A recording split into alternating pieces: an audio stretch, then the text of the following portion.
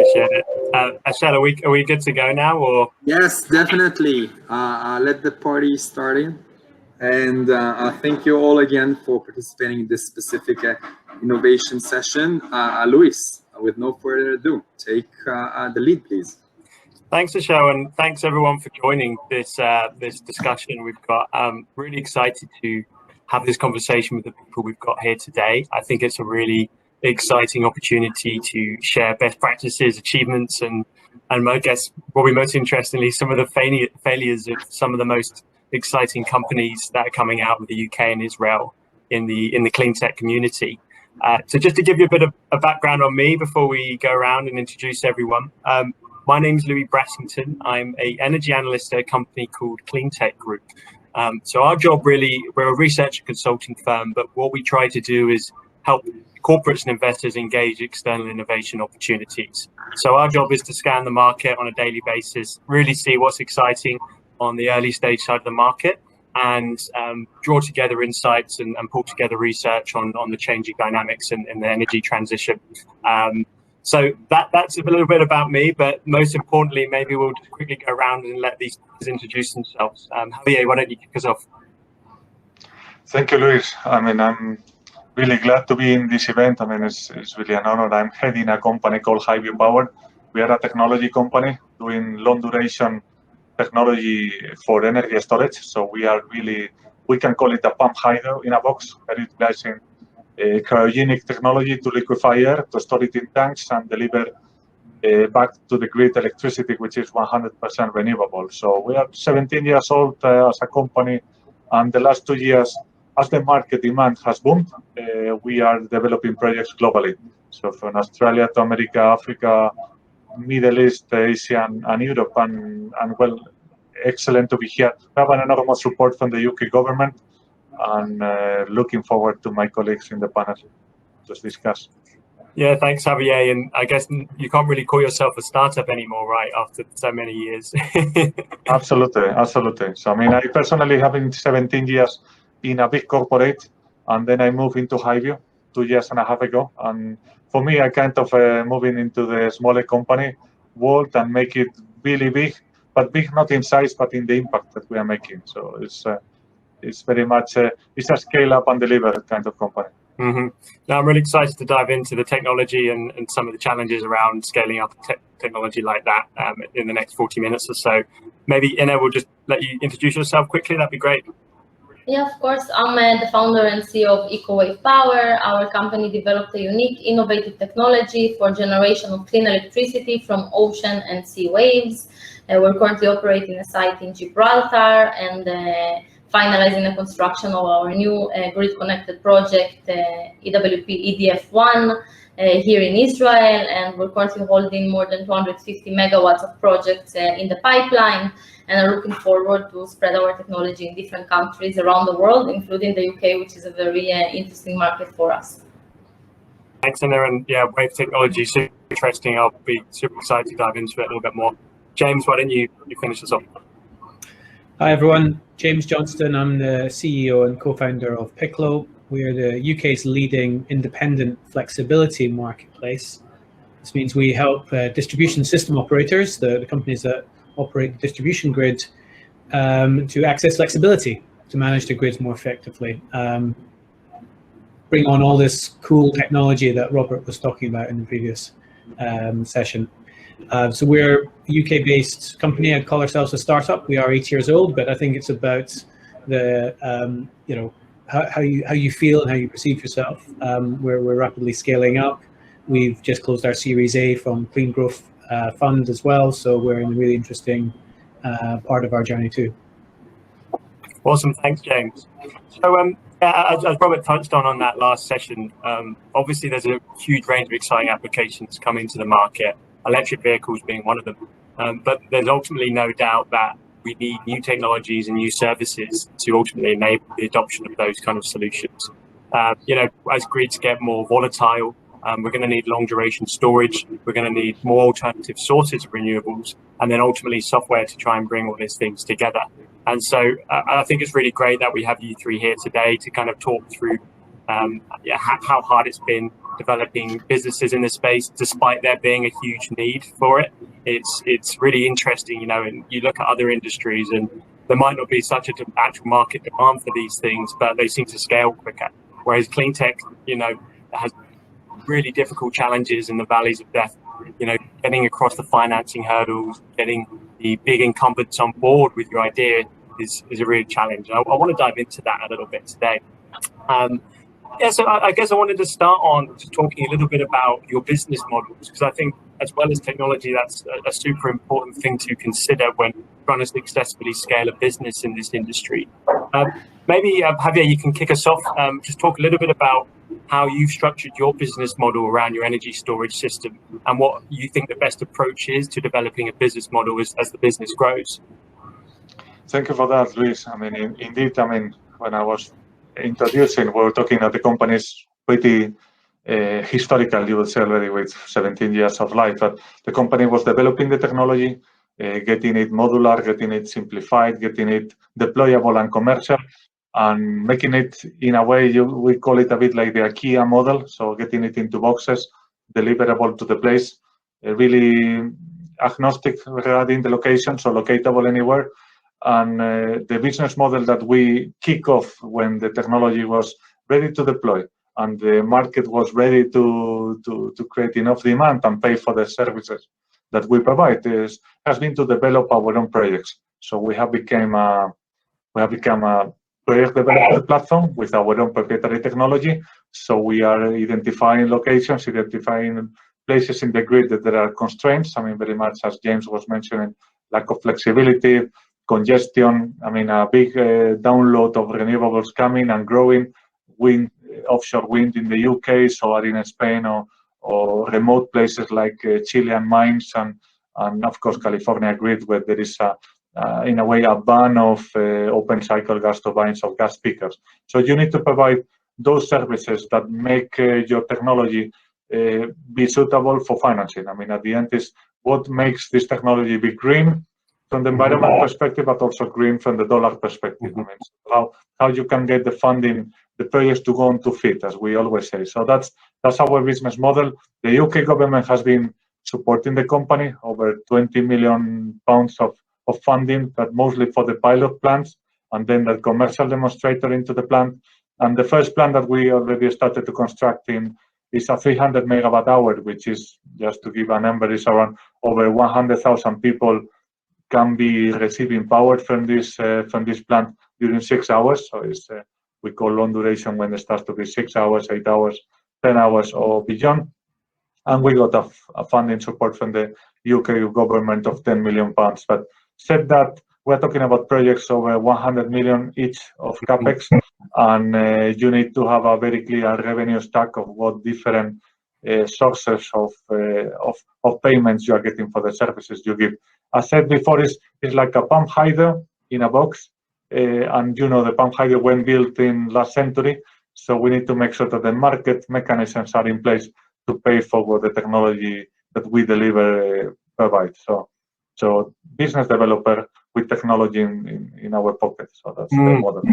Yeah, and it seems like one of the key challenges in this market is when you have a really capital-intensive technology, the investors getting involved in your business model need to be brought on early on, and they need to see the bankability actually of the long term and how actually that's going to turn into something down the line if they're going to pull this money up front. And I guess you've got a hardware business as well. How has your business model worked and been designed around the hardware challenges and the capital intensity challenges that something like a business like Ocean Power will face? So our business model is basically building the power stations. Our preferred business model is building the actual power stations, holding them on the balance sheet of the company, and basically not selling the equipment in turnkey, but rather selling the electricity into the grid. We believe that this is a very viable and correct business model. We see the largest renewable energy corporations and companies in the world following such business model. The lifespan of the power station is about 25 years, so you're just producing stable electricity, sending it to the grid, and getting paid from the electrical company, the energy ministry, or whoever the client is that is purchasing the electricity. In higher risk markets, we might be doing some turnkey collaboration, or sometimes we do JV structure, joint ventures, like the one that we're doing with the EDF Renewables IL, a subsidiary of EDF, the French national electrical company, for our new EWP EDF1 project here in Israel, where we actually did a JV 50-50, and both parties are financing the installation. So, as I said, the preferred one is always to finance it ourselves and selling the electricity, but also we can work in turnkey or JV depending on the type of market and the type of conditions in such market. That's interesting. And one thing I think you touched on is, working with people on the grids. And I guess I think wherever you look in the world, it's a really challenging market. The operators and people involved in the grid operations ultimately are there to keep the lights on. And so a lot of the time they've just been very much operating a proactive form, really kind of making sure they react to things as they happen rather than taking a step back and actually doing a lot of the planning. I guess it's a little bit different for you, James, right? Running kind of a software service company, but how have you managed to develop a business model which kind of works around the limitations of these kind of big incumbent, slow-moving grid operators and distribution operators that have traditionally been quite slow to adopt new technologies and want to actually change? Yeah, there's sort of two things I would highlight. The first thing is we think of our business model as very much a platform business model. It's about looking at the wider ecosystem that we're trying to build, and then that means what can we be offering for free for certain users to get them onto the platform, get them participating, get them transacting. What are services which are added value that we can build a kind of commercial proposition around and charge for, and what do we want to subsidize? That's part of the thinking when developing a platform business model. It's not just a sort of a cost base kind of thinking where you go, this cost us X and we need to do X plus 10% or X plus 20%. It's more, what are the dynamics we want to create? And that's been really important for us in creating the market. So for at the moment, the marketplace is free for flex providers to join, to participate. But that's really the engine of growth. That's, it's only by them coming to the marketplace and participating that we can deliver value to our DSO clients. The second thing, which is really important that you touched upon, is partnership with some of our regulated clients. It's really important as the system is changing. It's an evolving scene. The requirements of our clients change based on the maturity of the market. The challenges they're facing are slightly different every year. So there's a sort of we can't just develop our product and then say we found product market fit. We have to constantly be evolving the product. And the only way to do that is through partnership, through talking to our users and understanding. So I think the really important thing is having this sort of partnership approach with your users, with your clients, understand what their requirements are, and then think you always have to invest and continually invest in developing the platform. Yeah, and I want to touch on that, Javier. And from the hardware perspective, how have you found this approach with partnership and really engaging with customers early on? Any experiences and any kind of stories you can give on challenging partnership stories that have happened for you guys in your kind of 10-year kind of timeline?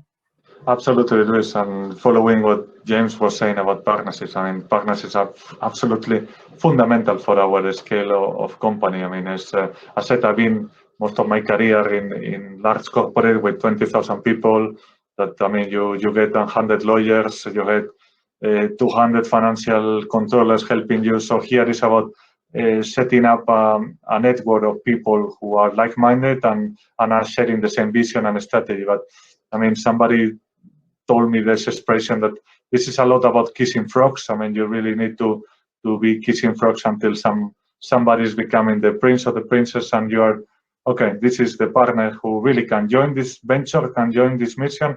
And I tell you, we have our biggest investor at Highview Power is a Japanese company called Sumitomo Foster Wheeler. They came in, and this is a funny one. I mean, they came in on 14th of February of 2020. So we closed the deal and signed and made there was some Valentine's, of course, just before the pandemic here in London. Last time I saw them physically, because we have been in virtually constantly, but is the world has gone upside down, and after Sumitomo came in, we got a lot of other people very interested, of course, following the inertia from a large company like Sumitomo, in this case for Sumitomo Foster Wheeler. But of course, I'm not going to tell the names of other princes and princesses of frogs that we have been kissing before, but I can tell you, I mean, the lips were almost totally rotten until we found that one that is following us, giving us the muscle, the wings, the legs, but well, it's a very painful journey. But without that journey, it's no route to success. You need to find those partners. Now, how have you found, this is I guess a question to all of you, how have you found building up these relationships with new partners, either new customers or existing supply chain channel partners over the last year with COVID? Has it got more streamlined? Has it got more difficult? What's the outtake there? So maybe I'll take that. So basically, I agree with the Javier. Partnerships are very, very important, of course. Especially when you're trying to develop a new industry, you can many times kind of piggyback on the experience of larger scale partners, gain from the technical experience, from their connection to suppliers. Sometimes they're bigger buyers of parts, so then you can also lower the cost of your equipment by maybe buying it through a larger party. We have two such partnerships. One, as I said, with EDF, another one that we recently announced with Meridian, which is the electrical company, the biggest electrical company in Australia and New Zealand. Again, as I said, I feel that these partnerships are very important. And how do we find them in the time of COVID? I think that COVID-19 in the short term was not very good for any business, because of course we can't travel and we don't work as usual. So it really disrupted all sorts of businesses. But I think that in the long run, it really put an important emphasis on the importance of climate change, renewable energy, impact investment. We're seeing the largest corporations in the world dedicating significant funds to kind of get out of COVID-19 in a green way. And I think that the fact that COVID-19 kind of stopped everything, the factory stops, the airplane stops, and the pollution went down, we finally got a glimpse of how the Venice canals look when they're clean. The NASA satellite first time to see the sky in China. So I think that people were actually feeling that as well. You could get up in the morning, go to your porch and breathe fresh air. So I do think that it really reinforced the importance of impact investment and renewable energy, especially as both in the individual level and in the corporate level, people understood how important it is to care about our future and the future of our children. Yeah, I think you touched on a really important thing there, and that's these financing partnerships. And I imagine a lot of the companies listening in today will understand some of the challenges around getting the right finances on board. And there's a huge plethora of options to kind of people to meet in that sense. I guess a follow-up question, and James, you've been around in the market for quite a while now as well. With this whole surge of ESG investors, and you mentioned you got investment from a fund which is backed by the UK government. Do you think the valleys of death in clean tech are easier to navigate today than they were, say, 5 years ago, with this new wave of investment coming in from different kinds of players internationally?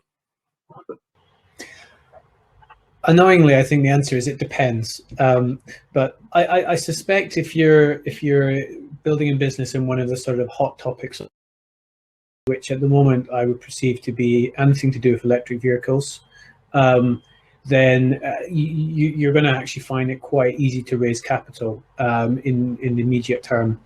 I think when you're doing something which is in the wider area, but is potentially, for in our case, more linked to working with regulated market players like DSOs, there's you need to go back. I think the valley of death question becomes much more important, because there's always been a lot of interest in flexibility markets in our company.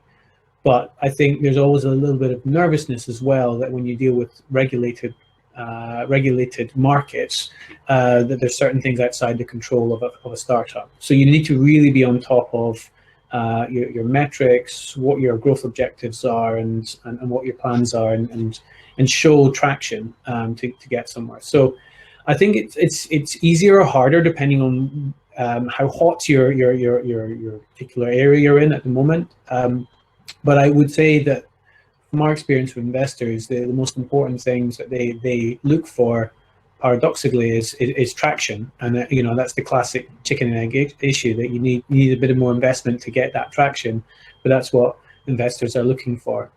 So our particular journey, a really important part for us was innovation funding from UK government, and we're part of a EU Horizon project as well.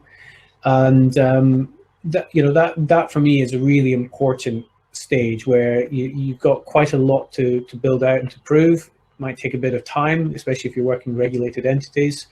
And you actually need to build a big enough team to build some interesting stuff. So you can't just rely on angel investment to get you through. So the innovation funding is really key, and I think the UK does a really good job at that, and I would encourage other governments to make sure that they have a good amount of money available for that as well. And then I think it's just about using that time wisely to show traction, to show that you've actually got something of interest, product market fit, and then you'll be able to find the sort of scaling up capital to get you past that valley of death. And Javier, you mentioned that one of your investors that came on board last year was a Japanese conglomerate, right? Was that because you couldn't find any national investors, or you're really looking for international partners to scale up in different countries? No, thank you for that, Luis. I mean, definitively we were looking everywhere. I mean, as I think James mentioned, that there is a lot of capital there. I mean, we are in the. I mean, clean tech is in the center of the storm, in the sense of, or in the stage in terms of attention. So we're looking, I can tell you, north, south, left, and right, and it was a kind of again, talking about princes and princes. It was a kind of a contest of beauty and conditions, etc. So and some people were having a mortal kiss offer to us. I mean, we could bring you the funds, but after you get the funds, we're a hardware company, so we're building projects. So you can imagine, you get the funds, but you are exclusive with us for life. Anything that you do, you need to go through us. I mean, no, we need capital to fly, not capital to get stuck to the ground, and that's what we were looking for. And of course, it's the geographical split. I mean, we're an UK headquartered company. We have a big presence in the US. We have people in Spain. We have people in Chile. And we have people in Australia, down under, where it's a wonderful market. But we have a really clear gap in Asia and the eastern part of Asia. So Japanese company was making a lot of sense in terms of how to reach that market, how to make sure we get a partner who can also bring the technology in a market that we're not going to be able to attack in the coming future. So that was a bit the win-win. So we were giving them access to a technology that gives them a new open door to a new market, to a new demand that they have never been able to reach, and it's giving us access to a place like Japan, South Korea, some places in China, and that definitely we could not handle from our company. So it was those kind of partnerships that both Ina and James were telling. It's not only about the capital, it's about the smart capital. I mean, with the danger of being too arrogant, I mean, we could get the capital from from several investment entities from UK or the US, but it was just heavy capital that we needed, capital that ignite us a little bit and gives us firepower. I mean, we can use firepower only in this verbal expression, not anymore in the power generation business. And what point in all your journeys did you start getting investors and corporates coming to you guys saying we want to get involved, versus you guys having to go out and do the outreach?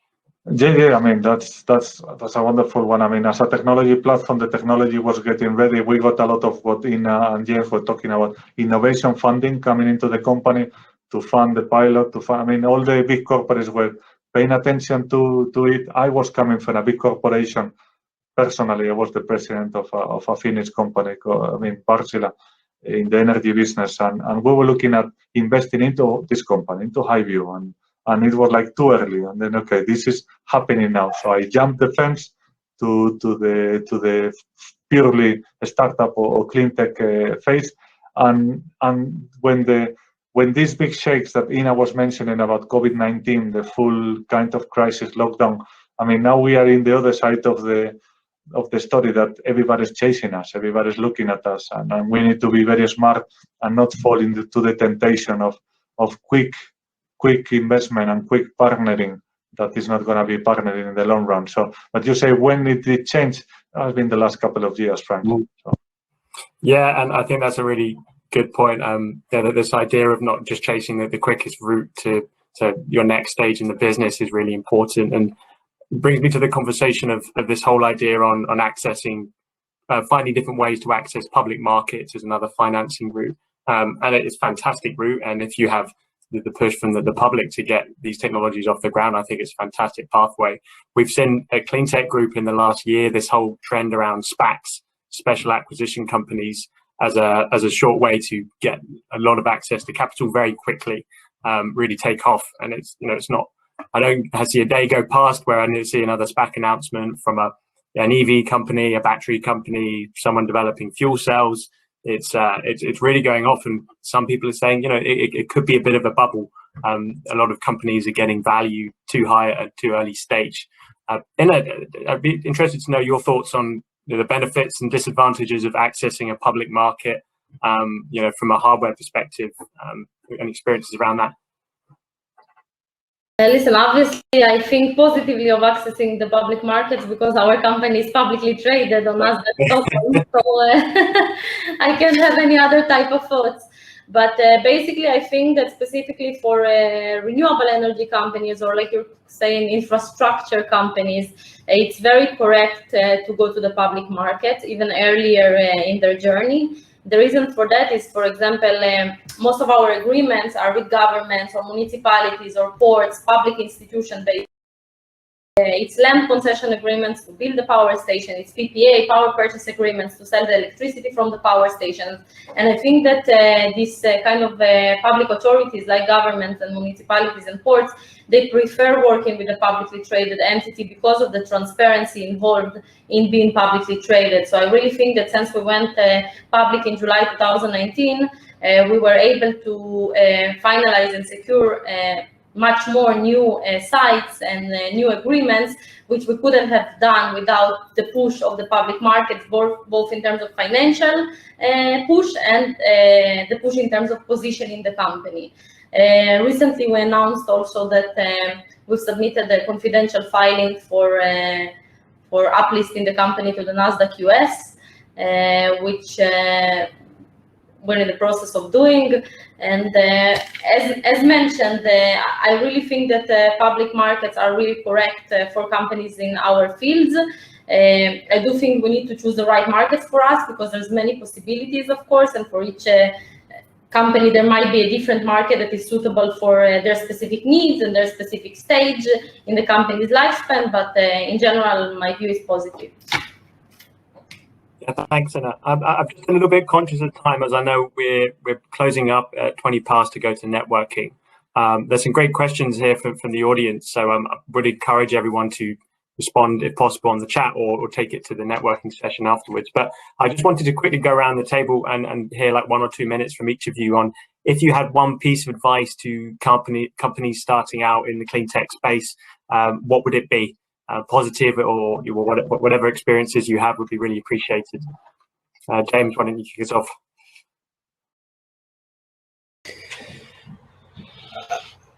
Make sure you are doing it for the right reasons. If you're just trying to make a quick buck and get on the latest fad, then you won't necessarily last the hard yards that you need to go through in the clean tech space. If you're mission driven and it's not just about making money quick, but about having a big positive impact and making money, then I think that sets you off on the right footing. Thanks, James. Yeah, making sure you're doing it for the right reasons, very, very important. Javier, any advice? I mean, I need to sign down on what James just mentioned. I mean, it's a wonderful start, James. I mean, definitively making it for the right reason, having a vision, having a plan B, and having a plan C, and having a plan D, and well, be extremely persistent and strong-minded. So it's wonderful, but it's very painful. So nothing good happens without pain. That's it really is really one of the biggest decisions one can make. So it's better to think it well, have that plan A, B, C, D, and again, as James mentioned, so it's right mission and be green for the environment and green for the money, because it's without funding and financial benefit, then it will never happen. Thanks, Javier. And yeah, maybe I'll finalize by agreeing with both James and Javier and just saying that I think passion is very, very important. And I always say that passion is the greatest renewable energy source. It never dies. It keeps renewing. So I think that definitely keep your passion up always. And in the end of the day, for innovative companies, clean tech companies, I think that, you know, when you're developing a new product, in any startup, not even in clean tech only, you hear a lot of no, you know, in your first steps. No, you're not ready. No, we don't think so. No, we don't believe. But in the end of the day, there's billions of people in the world, and in each step, you need only one of them to say yes. Only one. And that's a very encouraging thought to have, because, you know, no matter how many no's you hear, you always have the chance to do something that you really believe in. Wow. Ina, thank you for that. Javier, James, like the last answers for the Luis questions were amazing. And as an energy tech entrepreneur myself, by the way, my name is Ashleigh. I'm one of the co-founders of Ignite the Spark. I wanted to thank you all for those amazing answers and inspiring ones. And I can definitely relate to that. The amount of no's and the amount of wonders that you have, am I doing the right thing, is just immense. So it's definitely something that I'll take with me home when building up my next venture. And I hope that all of the audience that actually kept with us throughout this session will take with him home as well.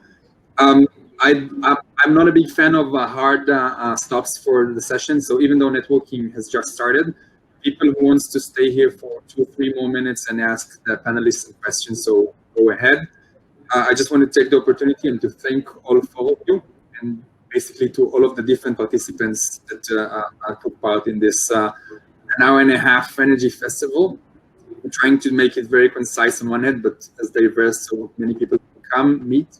And the reason why we're doing it on Hopin is actually so people can actually engage with each other, and that's the point of networking, because I don't see myself on an airplane to London in the next few months, unfortunately. So that's basically it. Make sure to reach out to the people that you want to speak with, and to follow us, and even join another event that we're holding next week. And big thanks, everyone. Thank you. Yeah, thanks so much to the panel for joining us. That's a great conversation. Thank you, everybody. It was a great fun and success. Thank you. Thank you. Bye-bye. Thank you, everyone. Bye now. Thanks, James. Thanks, Javier. Bye-bye. Take care.